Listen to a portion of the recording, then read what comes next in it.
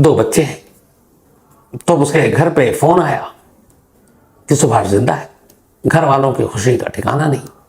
और ये धीरे धीरे बात पूरे गांव में फैल गई कि 24 घंटे पहले जिसका शोक सभा जिसकी हुई, जिसके अंतिम संस्कार में लोगों ने हिस्सा लिया, वो सुभाष जिंदा है। अब ये बात पुलिस के कानों तक पहुंची।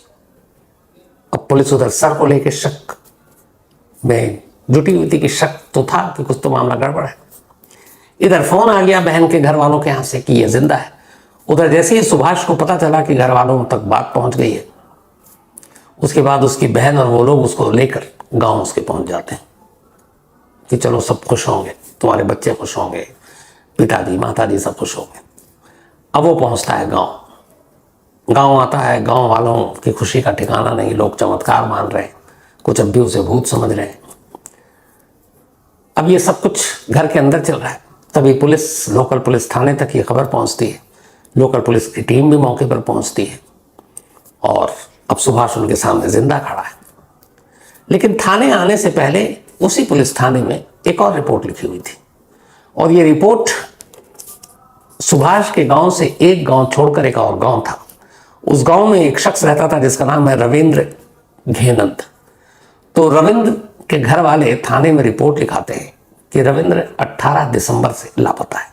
उम्र 48 साल रही होगी और रविंद्र और सुभाष दोनों दोस्त थे। पुलिस ने रिपोर्ट लिख ली। उन्होंने कहा तफ्तीश करते हैं। अब इधर अंतिम संस्कार हुआ, लोगों के सामने ये सच्चाई है, लेकिन सुभाष घर लौट आया, ये दूसरा सच है।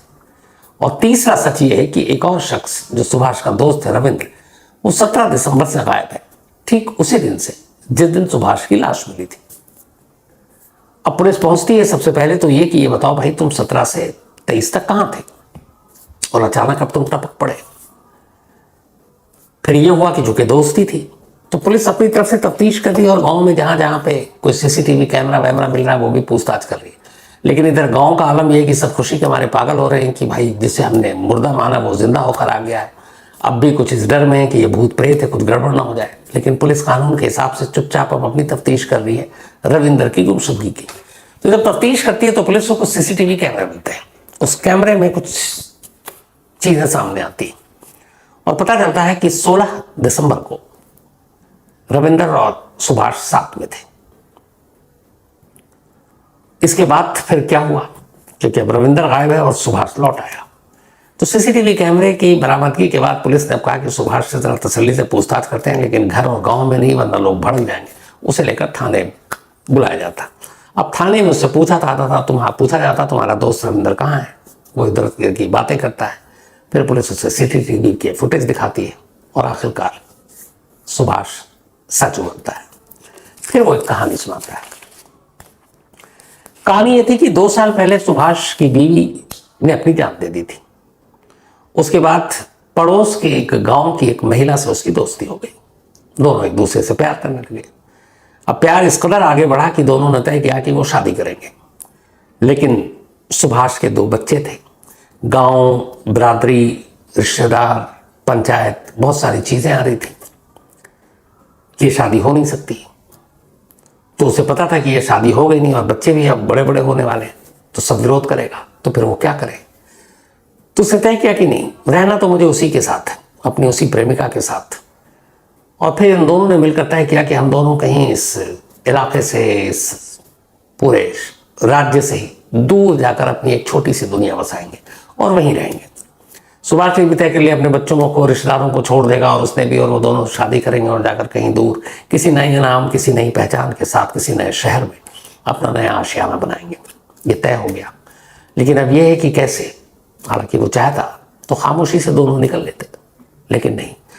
उसे लगा कि लोग और घर वाले उसे ढूंढेंगे आखिर तक, तो ऐसा क्या काम किया जाए कि वो लोग न ढूंढे उसे, उसका अपना परिवार उसे न ढूंढे। तब फिर उसने एक बड़ी खतरनाक साजिश रची, खुद को मुर्दा करना दुनिया वालों के सामने। लेकिन खुद को मुर्दा करार देने के लिए किसी और को मुर्दा बनाना जरूरी था। अब इसके लिए उसने तैयारी शुरू की। उसके पास अपना एक रोटेटर हुआ करता था, मतलब रोटावेटर, जो खेती वेती के इस्तेमाल में होता, जो मैंने आपको शुरू में बताया, लोगों को किराए पर देता था। तो उसका दोस्त जो था रविंदर, वो भी एक, उसकी अपनी भी किसानी थी, जमीन थी, लेकिन वो एक ड्राइवरी का भी काम करता था। तो जिन किसानों को अपने खेत में जोतने के लिए ट्रैक्टर और रोटावेटर चाहिए होता था, तो ये चूंकि दोस्त था, ये उसको दे देता था और वो उसकी चलाता था, उसके बदले में उसको पैसे मिलते थे दिहाड़ी। 16 दिसंबर को अचानक सुभाष रविंद्र को बुलाता है, कहता चल तुझे एक लोकल क्रिकेट मैच दिखाते हैं। दोनों को क्रिकेट देखने का और खेलने का भी शौक था एक वक्त में, अब देखने का। तो एक लोकल टूर्नामेंट हो रहा था, वहां वो दोनों गए और वहां पे उन्होंने क्रिकेट मैच देखा। मैच देखने के बाद वापस आए, शराब की बोतलें खरीदी।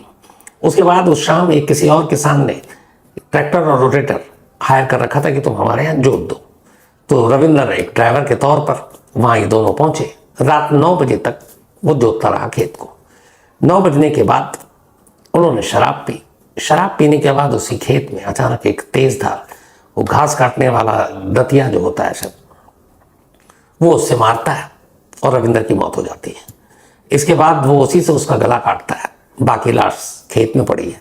वो खुद ट्रैक्टर पर बैठता है और उसी रोटावेटर को उस पर चला देता है, जिससे लाश के टुकड़े हो जाते हैं। लेकिन इससे पहले वो एक और काम करता है।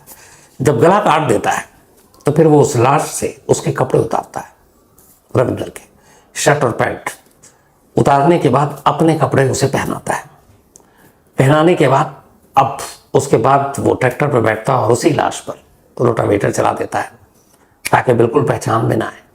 और फिर उसी रात के अंधेरे में, अब चूंकि उसने अपने कपड़े पहना दिए और रविंद्र के कपड़े खुद नहीं पहने, क्योंकि लोग समझ जाएंगे कि वो तो रविंद्र था, तो उसने वो हथियार जिससे मारा, उसके कपड़े, ये सारी चीजें उठाई और वो सर और ले जाकर दूर एक कुएं में ये सारी चीजें फेंक दी।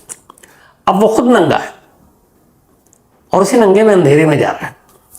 दूर जाने के बाद किसी शख्स से उसने पैंट लिया और एक शॉल ली, क्योंकि दिसंबर का महीना था। शॉल लेकर और पैंट लेकर अब वहां से वो सीधे निकलता है और उस गांव में पहुंचता, जहां उसकी प्रेमिका रहती है। वहां जाने के बाद उससे कहता है कि चलो फौरन अब वक्त आ गया, हम दोनों अपनी दुनिया बसाएंगे। वो अपनी प्रेमिका को लेकर निकल जाता है।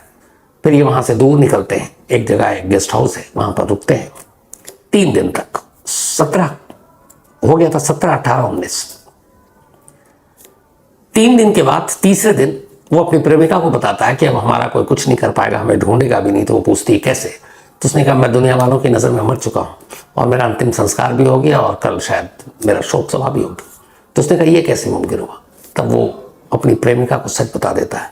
कहता है कि खुद को मुर्दा करार देने के लिए मुझे किसी और को मुर्दा बनाना था, तो मैं अपने दोस्त रविंद्र को बुला दिया। सर गायब है, कपड़े मैंने अपने पहना दिए, घर वाले शिनाख्त कर लेंगे और हमें ढूंढने के लिए कोई नहीं आएगा। यहाँ ये बात उल्टी पड़ गई। जैसे उसने अपनी प्रेमिका को बताई, वो डर गई। उसे लगा ये शख्स मेरे साथ रहने के लिए कत्ल कर सकता है, आगे चलकर पता नहीं क्या करेगा। उसने अपनी डर और दहशत को छुपाई और कहा कि देखो तुम मुझे अभी तो मेरे घर लौटा दो, जब सब कुछ मामला ठीक हो जाएगा तब मैं तुम्हारे साथ चलूंगी। अब वो उससे प्यार भी करता था। उसने उसकी बात मानी और उसके बाद 22 दिसंबर की रात को ही वो, जिस दिन इसकी शोक सभा थी, अपनी प्रेमिका को उसके गांव छोड़कर रात के अंधेरे में वहां से निकलता है। वहां से ये पूरे 20 किलोमीटर तक, क्योंकि इसी डर है कि लोग देख ना लें किसी, कोई भी एक गाड़ी से या किसी से जाने में, तो अंधेरे में ये तय करता है कि अंधेरा हो जाए तो फिर बहन के घर जाऊंगी, एक रात गुजारूंगा, फिर वहां से कहीं निकलूंगा। 20 किलोमीटर तक पैदल चलता है और 20 किलोमीटर पैदल चलने के बाद रात को अपनी बहन के घर पर दस्तक देता है। बहन देखते ही बेहोश हो जाती है, भूत समझती है। लेकिन बाद में उसी के गांव में ये खबर जाती है, सच्चाई सामने आती है कि वो कभी मरा ही नहीं था, तो इसलिए भूत कहां से बनेगा।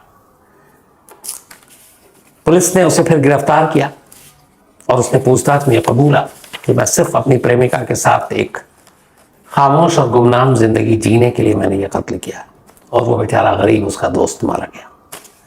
फिलहाल वो जुडिशियल कस्टडी में है, जेल में है। मुकदमा अभी चल रहा है, 2 साल हुए हैं। बीच में कोरोना की वजह से डिले भी हो गया और उम्मीद यह है कि शायद 1-2 साल में इसका फैसला आ जाए, तो भी जल्दी है। तो ये थी आज की कहानी।